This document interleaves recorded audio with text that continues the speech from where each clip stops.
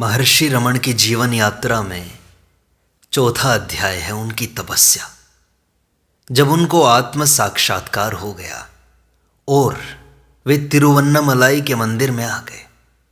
मंदिर से आने के बाद वेंकटरमण कस्बे में इधर उधर घूमने लगा। किसी ने उससे पूछा कि क्या वह अपना सिर मुंडवाएगा। यह सवाल इसलिए पैदा हुआ होगा क्योंकि इस बात का कोई बाह्य चिन्ह नहीं था कि इस ब्राह्मण युवक ने संसार का परित्याग कर दिया है या उसका संसार का परित्याग करने का इरादा है। वह तत्काल सिर मुंडवाने के लिए राजी हो गया और उसे अय्यान कुलम सरोवर पर ले जाया गया, जहां कई नाई हजामत का धंधा करते थे। वहां उसने अपना सिर मुंडवा दिया। फिर सरोवर की सीढ़ियों पर खड़े होकर उसने अपनी शेष धनराशि, जो 3 रुपए से कुछ अधिक थी, दूर फेंक दी। इसके बाद उसने फिर कभी धन का स्पर्श नहीं किया। उसने मिठाइयों की पोटली भी, जिसे वह पकड़े हुए था, दूर फेंक दी और कहा, इस शरीर को मिठाई देने की क्या आवश्यकता है। उसने ब्राह्मण जाति के चिन्ह रूप यज्ञोपवीत को उतारा और इसे भी दूर फेंक दिया, क्योंकि जो व्यक्ति संसार का परित्याग करता है वह न केवल गृह और संपत्ति का त्याग करता है, बल्कि अपनी जाति और सभी नागरिक मान प्रतिष्ठा का भी परित्याग कर देता है। तब उसने अपनी धोती उतारी, इसमें से एक टुकड़ा लंगोटी के लिए फाड़ लिया और शेष दूर फेंक दिया। संसार परित्याग की क्रियाएं पूर्ण करने के बाद वह मंदिर में वापस आया। जैसे ही वह मंदिर के पास जा पहुंचा, उसके मन में यह विचार आया कि धर्मशास्त्रों के आदेश अनुसार बाल कटवाने के बाद व्यक्ति को स्नान करना चाहिए, परंतु उसने अपने मन में कहा, इस शरीर को स्नान का सुख क्यों प्रदान किया जाए। तत्काल ही थोड़ी देर के लिए तेज वर्षा की बौछार आई और इस प्रकार मंदिर प्रवेश से पूर्व उसका स्नान पूर्ण हो गया। उसने पुनः अंदर के देवालय में प्रवेश नहीं किया। इसकी कोई आवश्यकता भी नहीं थी। वस्तुतः 3 वर्ष बाद उसने पुनः वहां प्रवेश किया।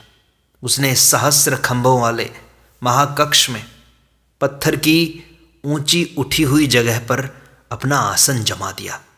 यह जगह चारों ओर खुली थी। इसकी छत नक्काशी किए हुए स्तंभों पर टिकी थी। वहां वह आत्मविभोर होकर बैठा रहा। लगातार कई दिन और रात वह बिना हिले डुले बैठा रहा। अब उसे संसार की कोई आवश्यकता नहीं थी। परम सत्ता में लीन वेंकटरमण को इस छाया रूप विश्व में कोई दिलचस्पी नहीं रही थी। कई सप्ताह तक बिना हिले और बिना कुछ बोले वह इसी अवस्था में बैठा रहा। आत्म साक्षात्कार के बाद जीवन की दूसरी अवस्था प्रारंभ हुई। पहली अवस्था में उसने ऐश्वर्य को छुपाए रखा और अपने शिक्षकों तथा बुजुर्गों के प्रति आज्ञाकारिता की भावना के साथ जीवन की वर्तमान परिस्थितियों को स्वीकार कर लिया था। दूसरी अवस्था में बाह्य संसार की पूर्ण उपेक्षा करते हुए वह अंतर्मुख हुआ और यह अवस्था धीरे धीरे तीसरी अवस्था में परिणत हो गई, जो आधी शताब्दी तक रही।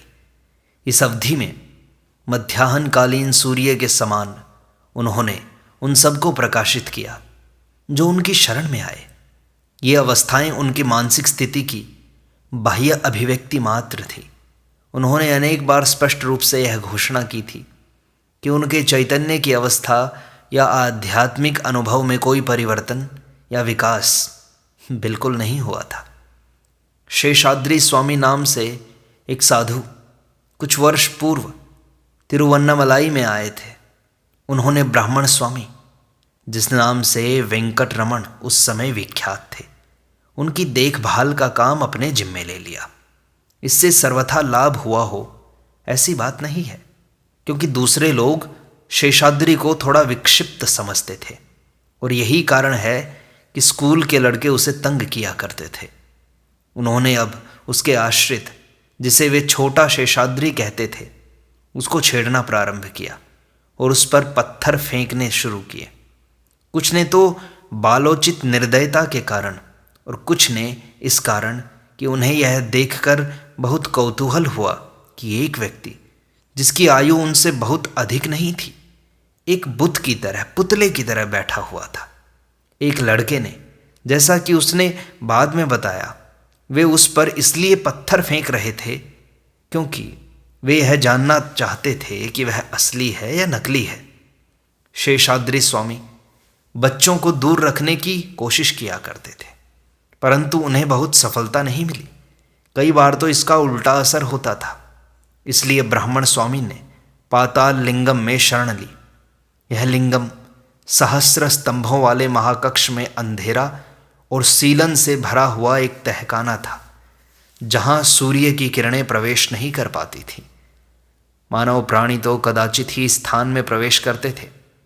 केवल कीड़ों तथा मच्छरों की वहां तादाद ज़्यादा थी।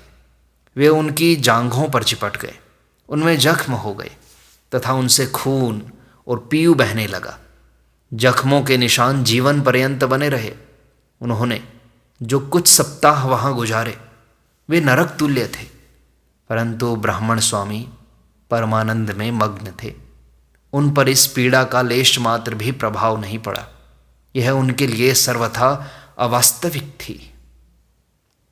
एक श्रद्धालु महिला रत्नाम्मल ने उन्हें भोजन पहुंचाने के लिए तहखाने में प्रवेश किया और उनसे प्रार्थना की कि वे वह स्थान छोड़कर उसके घर आ जाएं, परंतु इस विनती का उन पर कोई प्रभाव नहीं पड़ा।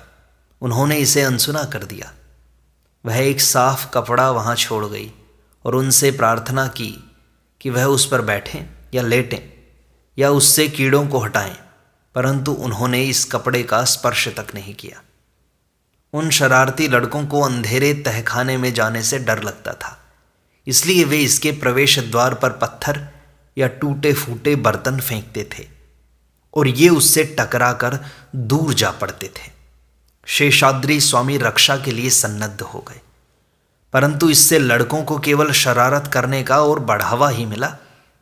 एक दिन दोपहर को वेंकटाचल मुदाली नामक एक व्यक्ति सहस्र स्तंभों वाले महाकक्ष में आए और उन्हें लड़कों को मंदिर के निकट पत्थर फेंकते हुए देखकर उन पर बहुत क्रोध आया।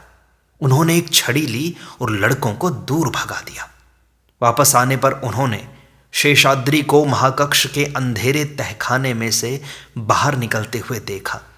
एक क्षण के लिए वह स्तंभित हो गए, परंतु जल्दी ही संभल गए और उन्होंने शेषाद्री से पूछा कि कहीं उन्हें चोट तो नहीं लगी। शेषाद्री ने उत्तर दिया, नहीं, परंतु आप अंदर जाइए और छोटे स्वामी की देखभाल कीजिए। और यह कहकर वे चले गए। आश्चर्यचकित मुदाली ने तहखाने की सीढ़ियों पर पैर रखे। प्रकाश से अंधेरे में पहुंचने पर पहले पहल तो उन्हें कुछ दिखाई नहीं दिया, परंतु धीरे धीरे उनकी आंखें इसकी अभ्यस्त हो गई और उन्हें छोटे स्वामी दिखाई देने लगे। जो कुछ उन्होंने तहखाने में देखा उससे मुदाली स्तब्ध रह गए और उन्होंने बाहर आकर एक साधु से, जो निकट ही फूलों के बगीचे में अपने कुछ शिष्यों के साथ काम कर रहे थे, यह कथा उनको सुना दी। वह भी देखने के लिए अंदर आए। छोटे स्वामी न हिले न कुछ बोले। उन्हें उन सब की उपस्थिति का भान ही नहीं हुआ, इसलिए उन लोगों ने उन्हें उठा लिया और उन्हें बाहर ले आए। उन्होंने उनको सुब्रह्मण्यम के देवालय के सामने रख दिया। उस समय तक वे बेसुध थे। लगभग 2 मास तक ब्राह्मण स्वामी सुब्रह्मण्यम देवालय में ठहरे। वे निश्चल अवस्था में समाधिस्थ होकर बैठ जाते और कई बार भोजन भी उनके मुख में डालना पड़ता, क्योंकि उन्हें तो भोजन की जरा भी चिंता नहीं थी। कई सप्ताह तक तो उन्होंने लंगोटी बांधने की चिंता भी नहीं की। देवालय में एक मौनी स्वामी रहा करते थे, वही उनकी देखभाल किया करते थे। मंदिर में उमा की प्रतिमा को प्रतिदिन दूध, पानी, हल्दी, खांड, केले तथा अन्य पदार्थों के सम्मिश्रण से स्नान कराया जाता था और मौनी स्वामी इस विचित्र मिश्रण का गिलास भरकर प्रतिदिन छोटे स्वामी के लिए ले जाते थे। वह इस मिश्रण की गंध और स्वाद की चिंता किए बिना इसे निगल जाते थे। केवल यही उनकी खुराक थी। कुछ समय बाद मंदिर के पुजारी ने इसे देख लिया और उसने ब्राह्मण स्वामी के लिए मौनी स्वामी को प्रतिदिन शुद्ध दूध देने की व्यवस्था कर दी। कुछ सप्ताह बाद ब्राह्मण स्वामी देवालय के उद्यान में चले गए, जो लंबी लंबी करवीर की झाड़ियों से भरा हुआ था। कई झाड़ियां तो 10-12 फीट तक ऊंची थी। यहां भी वे परमानंद में लीन बैठे रहते थे। परमानंद की इस अवस्था में वे चलने भी लगते थे, क्योंकि जब उन्हें होश आता वे अपने को किसी और ही झाड़ी के नीचे पाते। उन्हें यह बिल्कुल स्मरण ही नहीं रहता कि वे वहां किस प्रकार पहुंच गए। इसके बाद वे मंदिर की गाड़ियों वाले महाकक्ष में रहने लगे। इन गाड़ियों पर धार्मिक समारोहों के अवसर पर देव प्रतिमाओं का जुलूस निकाला जाता था। यहाँ भी जब कभी उन्हें होश आता वे अपने को भिन्न स्थान पर पाते और यह देखते कि मार्ग की विभिन्न बाधाओं को उन्होंने बिना अपने शरीर को क्षति पहुंचाए अनजाने ही पार कर लिया है। इसके बाद वे कुछ समय के लिए सड़क के किनारे स्थित एक वृक्ष के नीचे बैठे। यह सड़क मंदिर की बाहरी दीवार के अंदर इसके अहाते के चारों ओर है और मंदिर के जुलूसों के लिए इसका उपयोग किया जाता है। वे कुछ समय के लिए यहाँ और मंगाई पिल्लामार देवालय में ठहरे। प्रतिवर्ष सहस्रों तीर्थयात्री नवंबर या दिसंबर में पड़ने वाले कार्तिकेय के समारोह में भाग लेते हैं। इस अवसर पर जैसा कि 6ठे अध्याय में बताया गया है, शिव के प्रकाश स्तंभ के रूप में आविर्भाव की स्मृति स्वरूप अरुणाचल के शिखर पर प्रकाश किया जाता है। इस वर्ष बहुत से तीर्थयात्री तरुण स्वामी वेंकटरमण के दर्शनों या उनके सम्मुख साष्टांग प्रणाम करने के लिए आए। इसी अवसर पर उनके एक सर्वप्रथम भक्त नियमित रूप से उनकी सेवा में रहने लगे। उद्दंडी नयिनार ने आध्यात्मिक ग्रंथों का अध्ययन किया था, परंतु उन्हें इससे आध्यात्मिक शांति नहीं मिली थी। तरुण स्वामी को निरंतर समाधि में लीन और अपने शरीर के प्रति सर्वथा उदासीन देखकर उन्होंने अनुभव किया कि तरुण स्वामी ने साक्षात्कार कर लिया है और उन्हीं के द्वारा उन्हें शांति मिलेगी। स्वामी की सेवा से उन्हें बहुत प्रसन्नता होती थी, परंतु वहाँ उनके लिए कुछ सेवा कार्य ही नहीं था। वे दर्शकों को उनके निकट नहीं आने देते थे और लड़कों को स्वामी पर अत्याचार करने नहीं देते थे। उनका अधिकांश समय अद्वैत के परम सिद्धांत के प्रतिपादक तमिल ग्रंथों के उच्च स्वर में पाठ में व्यतीत होता था। वे स्वामी जी से आध्यात्मिक उपदेश ग्रहण करने के लिए अत्यंत लालायित थे, परंतु स्वामी जी उनके साथ कभी बोले नहीं और वे स्वयं पहले बोलकर स्वामी जी का मौन भंग नहीं करना चाहते थे। इस समय के लगभग अन्नामलाई तांबीरम नामक एक व्यक्ति उस वृक्ष के पास से गुजरे जहाँ तरुण स्वामी बैठे हुए थे। वे मौन भाव से निश्चिंत बैठे हुए स्वामी के दिव्य सौंदर्य से इतने अधिक प्रभावित हुए कि एकाएक उनका मस्तक नत हो गया। इसके बाद वे प्रतिदिन उनके चरणों में नमस्कार करने के लिए जाने लगे। वे एक साधु थे जो अपने साथियों के साथ भक्ति गीत गाते हुए नगर से गुजरा करते थे। जो कुछ उन्होंने दान में खाने के लिए मिलता था उसको वे गरीबों में बांट देते और नगर के बाहर स्थित अपने आदि गुरुओं के वंश के आदि प्रवर्तक उनकी समाधि पर जाकर पूजा किया करते। कुछ समय बाद उनके मन में विचार आया कि गुरु मूर्तम पर, जैसा कि उस देवालय का नाम विख्यात था, तरुण स्वामी की साधना में कम बाधा पड़ेगी और शीत ऋतु के कारण उन्हें यहाँ अच्छा आश्रय मिलेगा। उन्हें यह सुझाव देने में पहले कुछ संकोच हुआ, इसलिए उन्होंने इस विषय में पहले नयिनार के साथ बात की, क्योंकि उनमें से किसी ने भी कभी स्वामी के साथ बात नहीं की थी। अंत में उसने सुझाव देने के लिए साहस बटोरा। स्वामी मान गए और फरवरी 1897 में तिरुवन्नामलाई में उनके आगमन को अभी 6 महीने भी नहीं हुए थे कि वह अन्नामलाई तांबीरम के साथ गुरु मूर्तम पर चले गए। वहाँ पहुँचने के बाद उनकी जीवन पद्धति में कोई परिवर्तन नहीं हुआ। देवालय का फर्श चींटियों से भरा हुआ था, परंतु स्वामी ने अपने शरीर पर चींटियों के रेंगने और उनके काटने की तनिक भी चिंता नहीं की। कुछ समय बाद एक कोने में उनके बैठने के लिए एक स्टूल रख दिया गया और चींटियों से दूर रखने के लिए इसके पाए पानी में डुबा दिए गए। स्वामी दीवार का सहारा लेकर बैठते थे, इसलिए चींटियां उनके शरीर पर पुनः चढ़ जाती थी। वहां निरंतर बैठने से दीवार पर उनकी पीठ का एक स्थायी निशान बन गया था।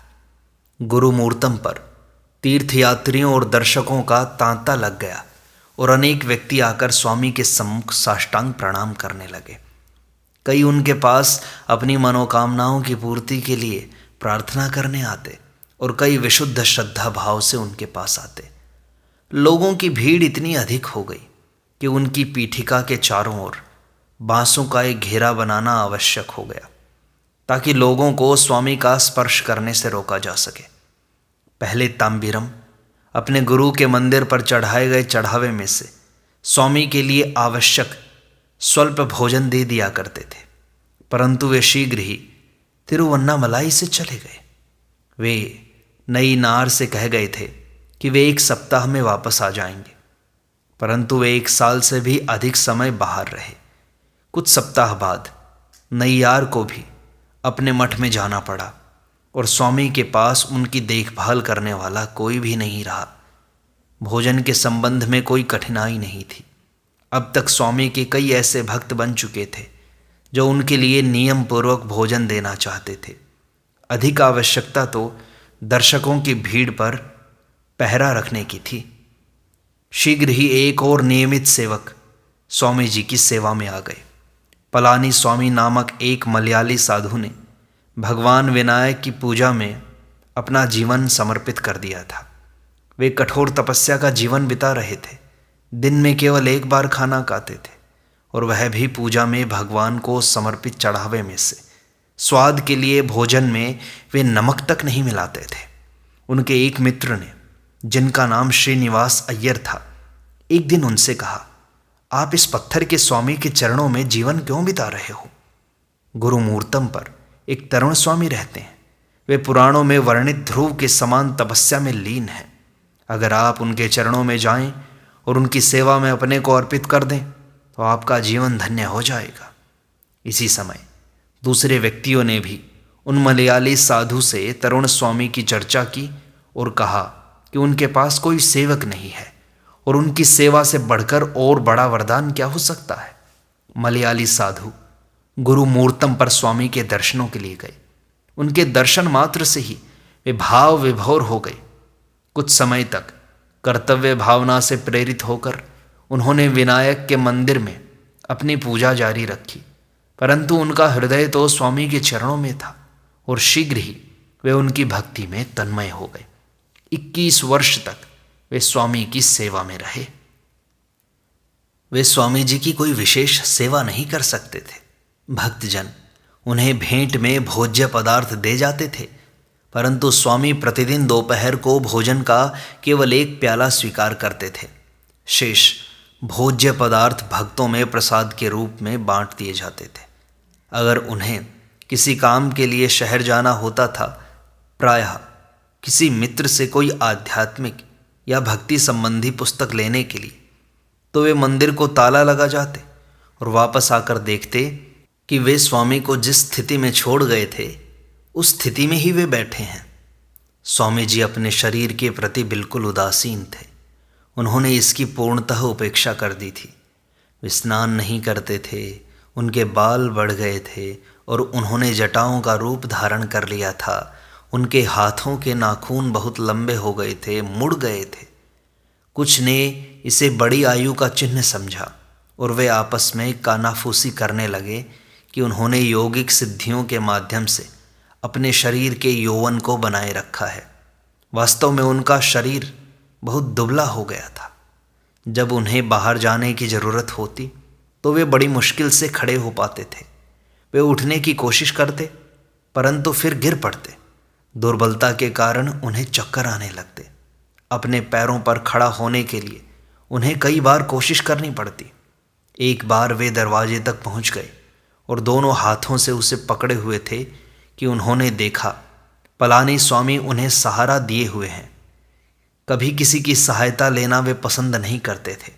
उन्होंने कहा, आप मुझे क्यों पकड़े हुए हैं? और पलानी स्वामी ने उत्तर दिया, स्वामी गिरने ही वाले थे और मैंने गिरने से रोकने के लिए आपको सहारा दिया है। जिस व्यक्ति ने दिव्य सत्ता के साथ एकता प्राप्त कर ली है, कई बार उसकी देव प्रतिमा की तरह कर्पूर प्रज्वलन, चंदन लेप, पुष्प उपहार, तर्पण और वेद मंत्रोच्चारण के साथ पूजा की जाती है। जब तांबेरम गुरु मूर्तम में थे तब उन्होंने इस तरीके से स्वामी की पूजा करने का निर्णय किया। पहले दिन स्वामी सहसा उनके चक्कर में आ गए और उन्हें अपने उद्देश्य में सफलता मिल गई। परंतु अगले दिन जब तांबेरम अपना दैनिक भोजन का प्याला लिए हुए आए, उन्होंने स्वामी की दीवार के ऊपर तमिल में कोयले से लिखे हुए ये शब्द देखे, इसके लिए यही सेवा पर्याप्त है, अधिक की आवश्यकता नहीं है। जिसका अभिप्राय यह था कि इस शरीर के लिए जो भोजन दिया जाता है वही पर्याप्त है।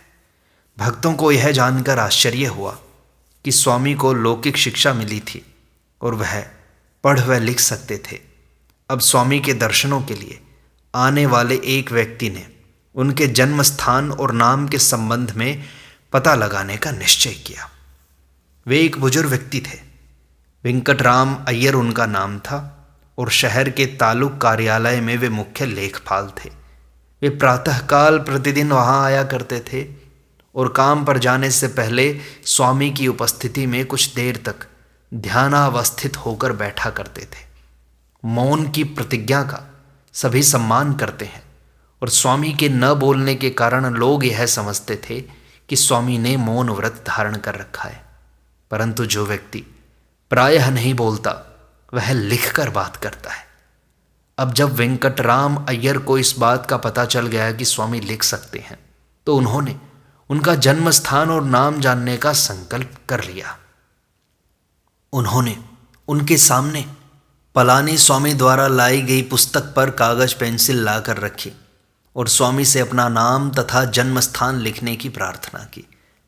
स्वामी ने वेंकटराम की प्रार्थना का तब तक कोई प्रत्युत्तर नहीं दिया जब तक उन्होंने यह घोषणा नहीं कर दी कि वांछित सूचना प्राप्त किए बिना न तो वे खाना खाएंगे और न ही दफ्तर जाएंगे।